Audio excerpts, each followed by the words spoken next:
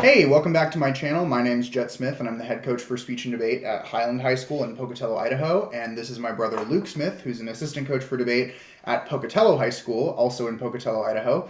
Today, we're going to be recording a demonstration debate on the January-February 2025 Lincoln-Douglas debate topic that reads, "The United States ought to become party to the United Nations Convention on Law of the Sea and/or the Rome Statute of the International Criminal Court." This is meant to be an example of a traditional, generalized debate on the topic that's great for flowing practice as well as just learning about what the topic is all about.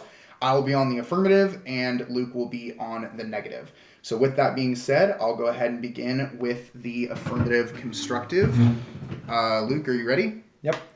Okay, then I will go ahead and begin.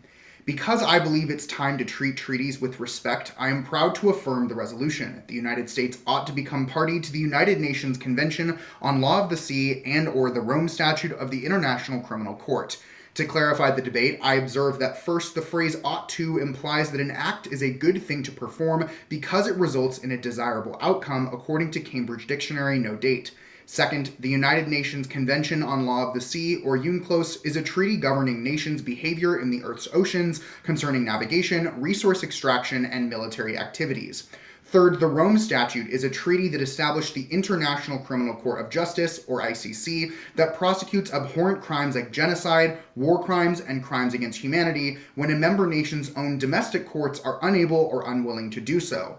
Fourth, becoming party to a treaty means acceding to it, which the Council of Europe Treaty Office, no date, defines as a nation consenting to be bound by a treaty's terms. Fifth, the phrase and/or implies that the affirmative must only prove that at least one of the treaties ought to be adopted, while the negative must disprove both. Because the resolution concerns international law, I value justice. Blake and Smith of the Stanford Encyclopedia of Philosophy write in 2024 that in an international context, justice occurs when interactions between nations give citizens their due. To measure the achievement of justice, I propose the value criterion of maximizing cooperative interdependence. Blake and Smith 24 define this as nations participating and working together in a global system that distributes benefits and burdens fairly, such as the collective provision of essential goods, services, and opportunities. Prefer the criterion of maximizing cooperative interdependence for two reasons. First, it ensures equitable distribution of benefits and burdens. Cooperative interdependence expects that nations contribute to the global system, entailing certain rewards and responsibilities. Second, it examines the obligations of nations in a globalized society. No nation is completely isolated. Its decisions affect their own citizens and those of others. The thesis of the affirmative is that because these treaties maximize cooperative interdependence, the U.S. ought to become party to either one to uphold justice. Contention 1, becoming party to these treaties strengthens international law. The United States has consistently failed to join critical international treaties, prioritizing its own interests over humanity, undermining international law. Clary of the Council of Foreign Relations in 2022 notes that the U.S. avoids treaty supportees by nearly all nations, even those safeguarding human rights and our oceans. By prioritizing selfish interests, we weaken our partnerships, diminish treaty credibility, and question our commitments to rights and maritime peace. This forfeits our chance to shape global norms and signals that freeloading on other nations' international commitments is acceptable. Joining UNCLOS would bolster maritime law's legitimacy and counter China's aggression in the South China Sea. Darmanawan 21 explains that accession to UNCLOS reinforces the rule of law, enabling the U.S. to uphold the freedom of navigation and challenge China's territorial overreach. Similarly, joining the Rome Statute of the ICC would restore America's credibility. McKinney 13 points out that the U.S. is currently hypocritical. It supports global prosecution of war criminals as long as they aren't Americans. As long as the ICC only acts as a court of last resort, the U.S. has nothing to lose in joining. Failure to follow international law as a global leader undermines the rules-based order. Sheffer 23 argues that joining UNCLOS and the ICC repairs the U.S.'s reputation, eliminating the double standard of benefiting from laws we refuse to follow. Worth 17 warns that international law underpins the peace we've had since World War II, essential to countering threats from Russia, China, North Korea, and Iran. I-law is key to resisting territorial claims, enforcing sanctions, and preventing nuclear proliferation. Hughes 24 concludes that strengthening global norms protects U.S. interests, ensures stability, and fights injustice worldwide. This proves that joining these treaties fulfills my criterion of maximizing cooperative interdependence. Strengthening international law's legitimacy promotes shared goals while following agreed upon norms to prevent harms and provide due benefits, thus affirm to uphold justice. My second contention is that becoming party to these treaties ensures accountability. The U.S. frequently resists calls for accountability. The U.S. hasn't ratified a treaty in over a decade, and the list of avoided treaties grows. The ACLU in 23 explains that when questioned by the UN Human Rights Committee about rights violations, the U.S. gave vague, meaningless responses instead of making actual commitments, reminiscent of nations notorious for their human rights abuses. Bold Business 17 highlights that sovereignty concerns often mask fears of lawsuits, exposing the U.S. for violating international law. The U.S. prioritizes freedom over cooperation, fearing treaties will conflict with American exceptionalism. But Wilkin 17 adds that U.S. international justice commitments appear hollow when domestic politics always take precedence over treaties. Policymakers claim treaties are not self-executing, requiring similar domestic legislation to be passed. This arrogance, believing we have nothing to learn or improve on, hinders treaties. The Council on Foreign Relations 24 explains that seabed mining for rare earth minerals, critical for renewable energy, requires a UNCLOS license. Without joining, the U.S. must depend on other nations, reducing our energy security, or bypass the treaty, triggering unregulated exploitation that destroys the environment and resource equity. Similarly, joining the ICC holds America accountable globally. Obasi 24 argues that by rejecting the Rome Statute, we signal hypocrisy, implying we are above international law while demanding everyone else follows it. Similarly, failing to join undermines U.S. leadership in global justice. Winton 24 notes that while treaties cannot guarantee protections, they establish UN mechanisms to address violations, which we avoid when not party to treaties. This proves that becoming party to either treaty fulfills my criterion of maximizing cooperative interdependence. Accountability is essential to upholding your due burdens so that other nations can get their due benefits and vice versa. Thus, affirm to achieve justice, and I'm open for cross-examination.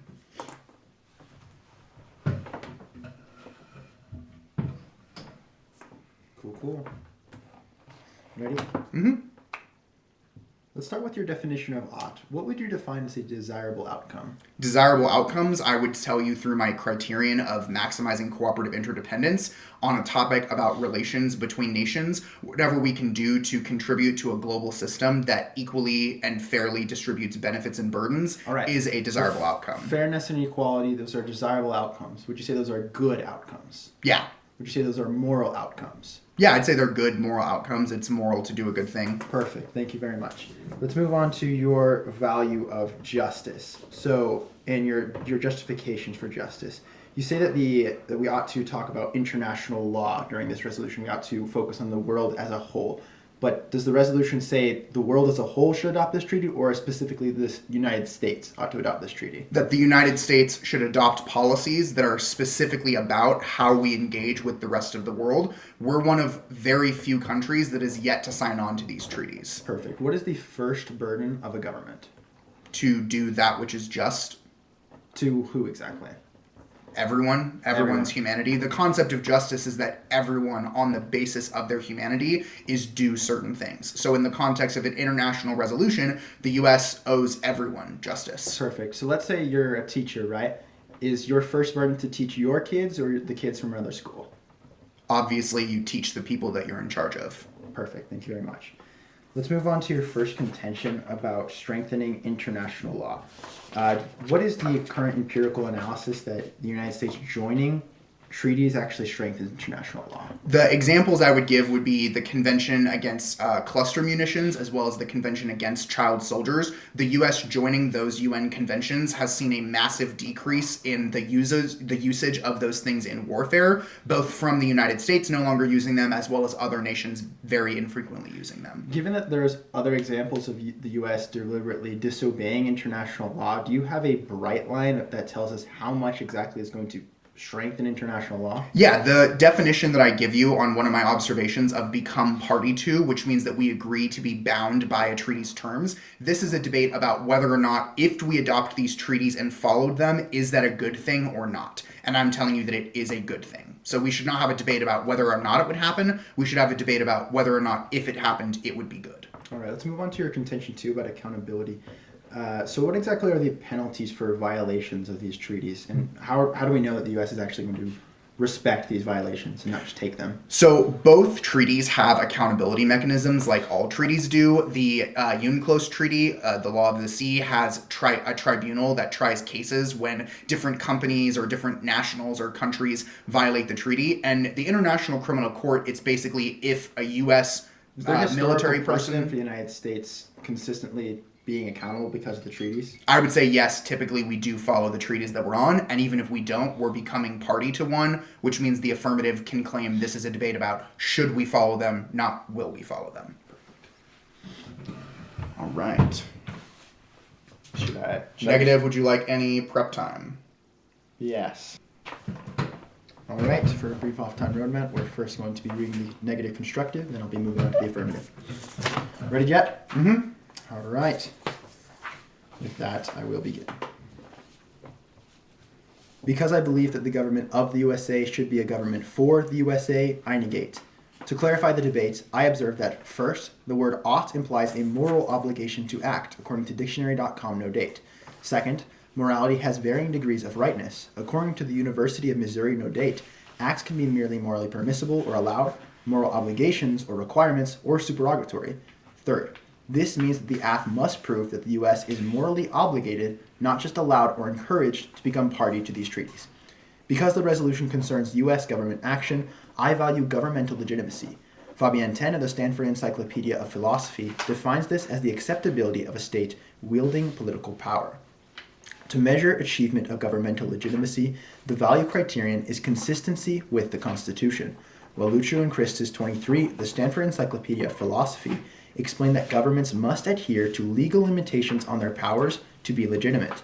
The Constitution limits government powers through civil rights and checks and balances. Prefer this criterion for two main reasons. First, constitutionalism prevents corruptive, abusive, absolute power. Otherwise, the state becomes authoritarian in its use of force, money, and influence. Second, Professor George Kennan explains that the primary burden of governments is to its citizens, which ought to be made by and for the people it represents. Consistency with the Constitution ensures that this burden is prioritized. The thesis of the negative is that because becoming party to these treaties would be inconsistent with the U.S. Constitution, we are obligated to negate to uphold governmental legitimacy. Contention 1. Undermining the judicial power of the Supreme Court. Article 3 of the U.S. Constitution establishes the judicial branch of the federal government, outlining that the judicial power of the United States shall be vested in one Supreme Court, giving the power to the U.S. to interpret and enforce its own laws. Adopting the law of the sea would completely undermine this judicial power. PhD in international and constitutional law, Julian Koo, finds in 2016 that the law of the Sea Treaty would be in complete violation to Article 3 of the Constitution by removing appellate review, making foreign judgments final and binding to U.S. courts, and making the Supreme Court subordinate to the treaty when proposed violations of the treaty occur. Without consistency to Article 3 of the Constitution, the Judicial Learning Center explains that our guaranteed rights become nothing more than words on paper. Because the affirmation would take away the U.S.'s power to uphold its laws and protect its citizens, compromising governmental legitimacy, you must negate. Contention 2, the right to a fair trial.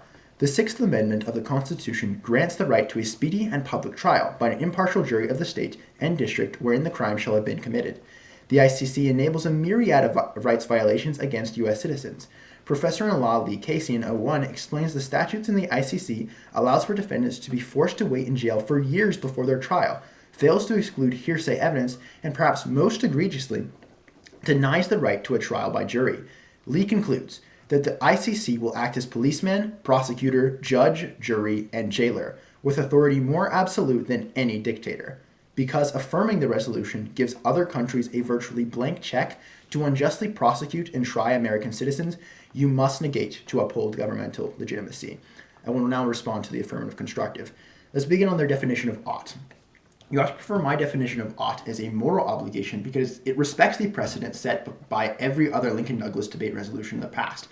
I'd ask my opponent about his definition, about what a desirable outcome is in cross-examination. And we both agree that it's about morality. So in the end, even if you don't agree with my definition, desirable outcomes also include moral outcomes. So we're not going to be excluding any type of morality. We're going to be looking at all versions of it.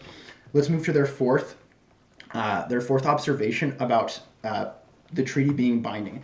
This observation is false because any examination of a treaty must also examine the effectiveness of said treaty. We have to make sure that these treaties are actually effective at curtailing U.S. Actions and effective at restricting what we do. We can't just assume that they're going to follow everything perfectly. There's never been a historical precedent for that. Let's move to their fifth observation. Hold them to what they defend in their first speech. If they start the debate defending both treaties, they should end it that way. Otherwise, half my case and responses become moot, which is unfair. The affirmative values justice, but you should prefer governmental legitimacy. I tell you in cross-examination, I asked Jet, what is the first burden of governments? And we both agree at the end that the first burden of a government is to do good and justice to its own citizens. The actor of this resolution is the United States, not the international community, but the United States. We are debating what the United States should do and whether this government is legitimate or not. On the criterion, both of their criterion of cooperative interdependence fails for two key reasons. Both of their justifications fails to analyze that first, the first burden of all governments is to their own citizens, not to other citizens. And second of all, the consistency with the Constitution is completely necessary to check against tyranny and abusive uses of power. If we want to see the benefits and justice for all nations, you must use the criterion of constitutionalism, which is a procedure that checks against all rights violations before we know we can affirm something. Now let's move on to their first contention. There are three problems with both of the affirmative contentions overall. First of all, treating these treaties as customary law is sufficient and constitutional. Rather than becoming party to them, Cornell Law No. Date explains that we can recognize obligations if they exist from established international norms and practices rather than from formal written laws. Second of all, the U.S. violates treaties it's party to all the time. No Toward Freedom 22 reports that we repeatedly violate the Chemical and Biological Convention, UN treaties prohibiting torture and kidnapping, and even the Non-Proliferation Treaty. 3. The U.S. could become party to these treaties and then withdraw from them later. No 22 exemplifies this with the Joint Comprehensive Plan of Action with Iran, the Agreed Framework with North Korea, the Geneva Convention, etc. On the affirmative's first contention about international law, I have three responses. First of all, the U.S. undermines international law all the time. Code 22 explains that the U.S. actively disobeys decisions from the World Trade Organization and enacts unilateral sanctions that violate norms. Second of all, they force the U.S. into a lose-lose situation. Either the U.S. follows all aspects of international law but violates its constitution, or they make a false commitment, which is going to make them look bad at the international community. Third of all, constitutional law is more important than international law, as my framework tells you. On the second contention of accountability, I have three responses. The U.S. government is primarily accountable to its own citizens first. Second of all, the U.S. can mine for undersea minerals even without joining UNCLOS. Groves and 12 explains that thanks to the laws we've had since the 1980s, UNCLOS, before UNCLOS even existed, the U.S. already had the authority to engage in mineral mining of the deep seabed. And third of all, the U.S. would likely interfere with the International Criminal Court, not help it. No 22 notes that we have sanctioned the lead ICC prosecutor, passed domestic legislation to protect our service members from prosecution by the SEC, and rejected decisions by the court all the time. For those reasons, I can see nothing but a negative ballot. We'll go ahead and get started with 3 minutes of cross-examination now. So do you value governmental legitimacy or morality? Governmental legitimacy. So is the Constitution always moral? No, but it's a necessary moral check in order to ensure that a government is legitimate. Okay, so does that mean that a government is always legitimate as long as it follows its constitution? No, but a government cannot be legitimate if it does not follow its own constitution. So what other prerequisites are there for making sure that a government is legitimate in addition to its constitution? That's not what we're debating here. The point of my argument is that any legitimate government must check through constitutionality in order to be legitimate. Other things we're not debating right now. So as long as all you care about is that affirming is constitutional. If affirming was constitutional, you'd affirm. Yeah. Okay. So how will the affirmative ever be able to win on this topic if we can't at least assume that by becoming party to these treaties, we'll agree to follow them?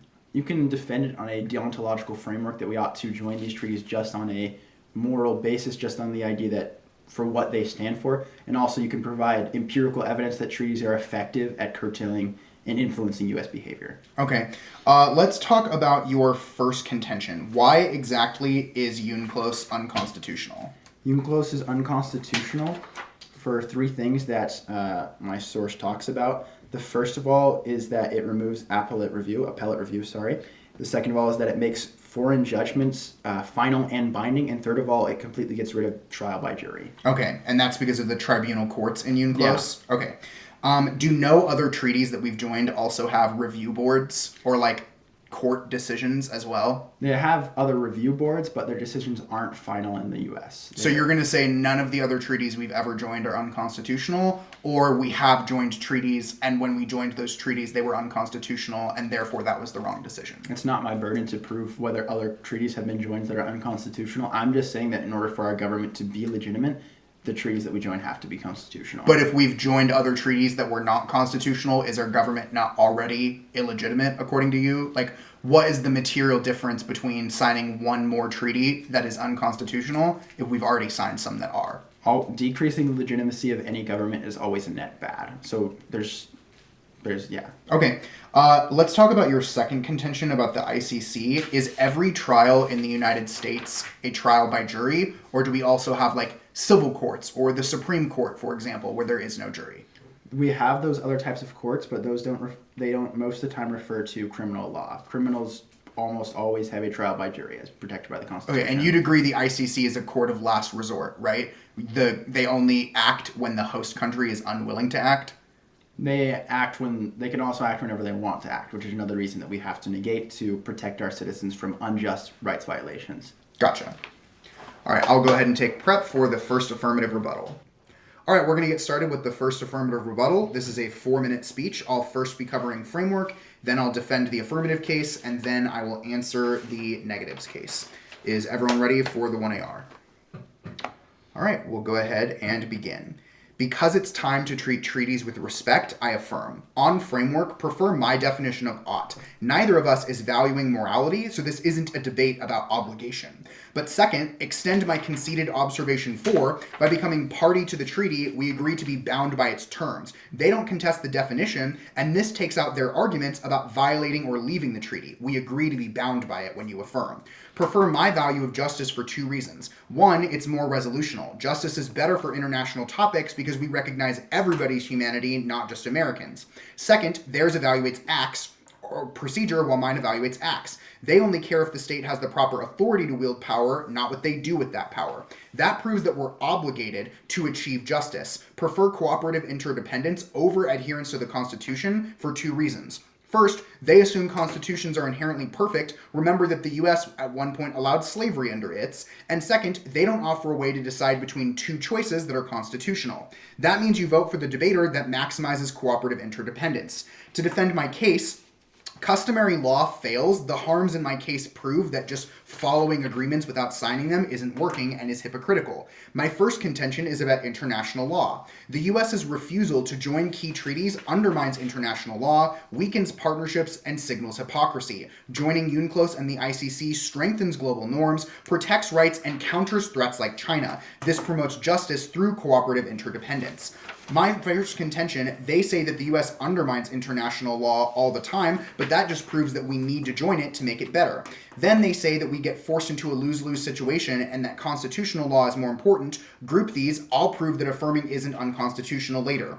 On my second contention about accountability, the U.S. resists international accountability in favor of selfishness when avoiding treaties. Joining them ensures accountability for maritime decisions and strengthens global leadership. This promotes justice through cooperative interdependence. They say first that the U.S. is most accountable to its citizens, but again, this is an international topic that affects everybody. We can be accountable to both, and I prove that these treaties are good for U.S. citizens. They deter China and they deter atrocities. Second, they say that we can mine without UNCLOS, but that is what my case is about. If we do, it will lead to a resource race, which will trigger environmental damage and potentially even war. And third, they say that we meddle with the ICC, but the only way to stop interfering with the ICC is if we join them by joining the Rome Statute. Now to attack the next case against both of their contentions, Article 1, Section 2 gives the U.S. government the responsibility to punish offenses against the law of nations. I've proven that becoming party to these treaties does that, therefore it's constitutional to affirm. Their first contention says that UNCLOS violates the U.S. Constitution, but I have two responses.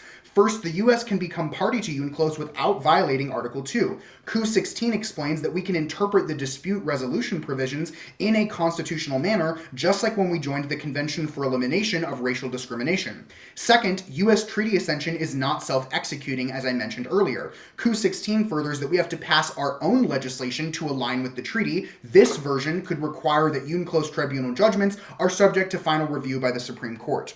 Their second contention says that the Rome Statute violates the Constitution, but I have two responses. First, we could become party to the Rome Statute without violating the Constitution. Sheffer and Cox 08 argue that by using Article 2, Section 2, entailing treaty powers to join the Constitution would be a constitutional strategy if we became part of the Rome Statute. And second, the court is just a last resort option, as I mentioned in my case. Sheffer and Cox 08 point out that if a trial at the ICC would violate parts of the U.S. Constitution, we can just prosecute the criminal in the United States because, as I mentioned in my third observation, the ICC only steps in if another country that's part of it is unable or unwilling to. Affirmative is willing to, so it won't be an issue. For these reasons, affirm. The negative is going to go ahead and take some prep now. The core question of this round is, who is the first burden of the United States? Is it to its own citizens, who the government was created by and who its constituents are, or is it to other countries? The answer is clear. The first burden of any government is to its own citizens. You can extend the Kennan analysis that goes completely dropped by my opponent. We are talking about what the United States ought to do, not what the world as a whole has to do. My opponent may even win that this would be good for other countries, but we're not talking about what other countries ought to do. We're talking about the United States. Let's begin on the ought definition. One, you can extend the analysis I made against their ought definition about precedent. What other Lincoln-Douglas resolution does not talk about morals or ethics? Also, in cross-examination, we determined that good outcomes are moral outcomes. So if they're talking about moral outcomes, then they're talking about morality in their definition of morality.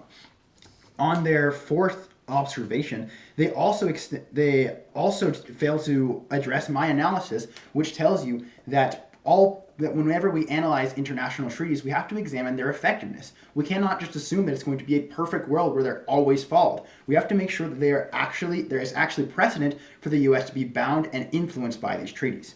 Moving on to the value of justice in the framework debate. First of all, my opponent drops the argument that I make against their value of justice, that we are talking once again about the action of the United States, not about the world as a whole. They make two responses to my value. They first say that their value is more resolutional. Already talked about this. Second of all, they say that my framework is based on procedure rather than acts, which is completely true. I'm telling you that there is a procedure, the Constitution, that is completely necessary for a government to be legitimate and therefore moral and therefore just, or whatever value you want to value. Moving on to the criterion debate.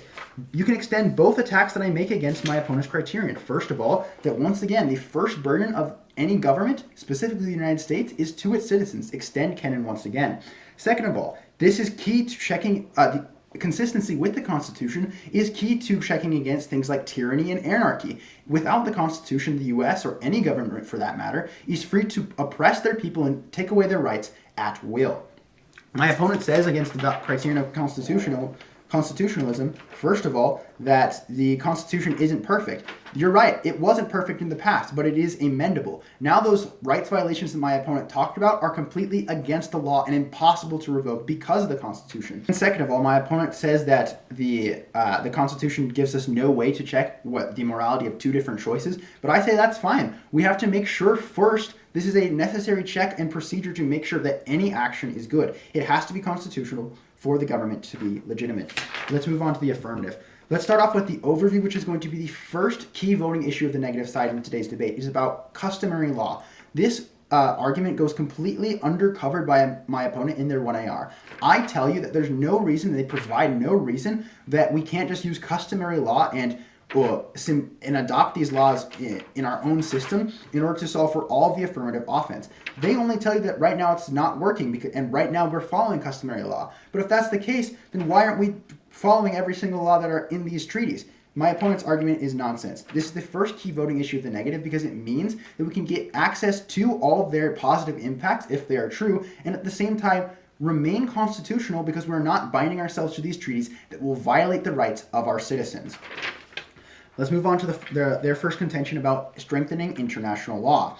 So I tell you in my first speech, I give you the no in 22 that the U.S. currently is undermining international law all the time. They say, they repeat this a lot, that means that we just need to join the law in order to join the treaty in order to make the U.S. better. Two responses here. First of all, they don't provide any evidence for this. They drop no in 22. And second of all, if anything, this just gives the United States even more power to influence these treaties so they can violate them even more without any consequences. Then they give two responses. Then they say to my constitutionality responses that they are constitutional. I'm going to prove why that's not the case later. Move to contention 2 about accountability.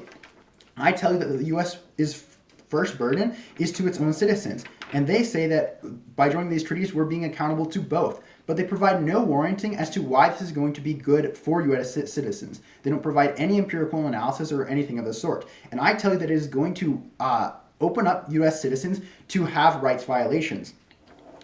Then I talk to you about how the U.S. constantly interferes with the ICC and is going to make it worse. That's no in 22 once again. They give the same response here, that the only way to make it better is that if we join. But I also gave you previously with no in 22 how the U.S. constantly violates these treaties and leaves their treaties, which makes the U.S. look even worse. So let's say that we end up joining these treaties and then we end up violating them and leaving the treaties altogether. If anything, that's going to make the U.S. look even worse, which is going to trigger all of their impacts. Regardless of the framework, you're still voting negative. Now let's move on to the negative case. The critical key voting issue here is about constitutionality. Judge, if you vote in affirmation, you are going to open up U.S. citizens to have their rights violated. You are going to make it so that their rights of trial by jury are gone.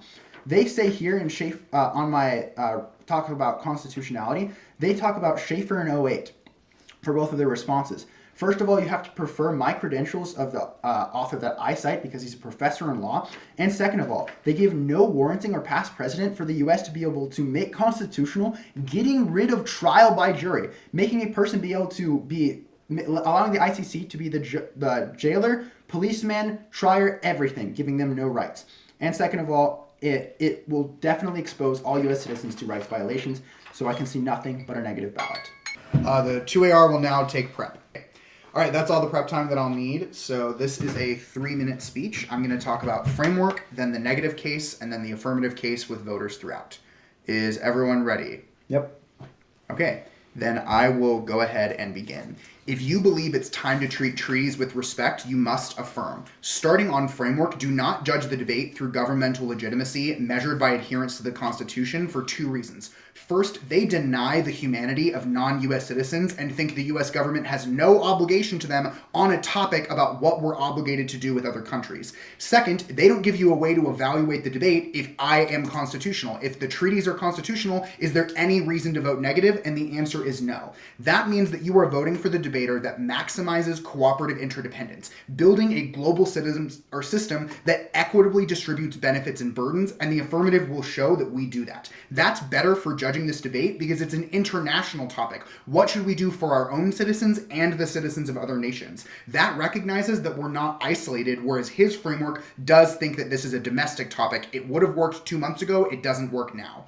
On the negative case, the first voter is that the AF is constitutional for 3 reasons. First, Article 1-8 says that it is our constitutional obligation to address offenses against the law of nations. I show you that we are more likely to follow international law when we join the treaties. Second, Article 2-2 gives the U.S. treaty powers, making treaties the supreme law of the land. That response is not sufficiently responded to. If the problem is we need to make sure we follow the highest law, it becomes the highest law, just like the Supreme Court when we join the treaties. Third, these treaties aren't self-executing. We pass our own version of them. That version can have reservations which make them constitutional. And fourth of all, on the ICC at least, remember it's a court of last resort. As long as we prosecute anyone accused by that court in our own country, it'll never have the chance to violate their rights.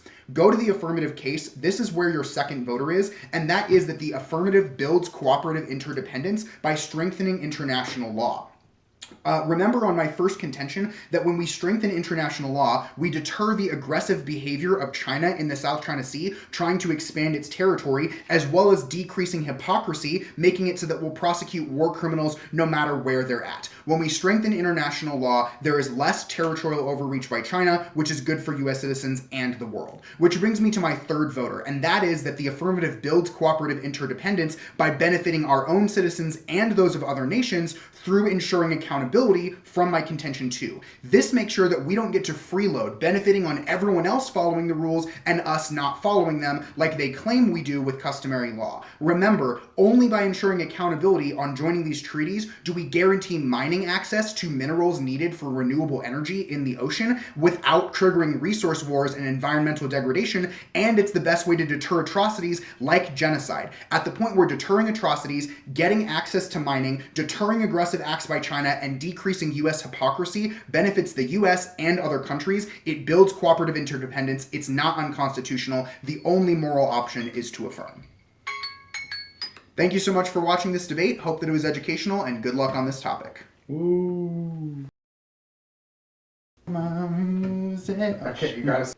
I'm gonna do like some Easter eggs where I'm gonna like do that. You're silly.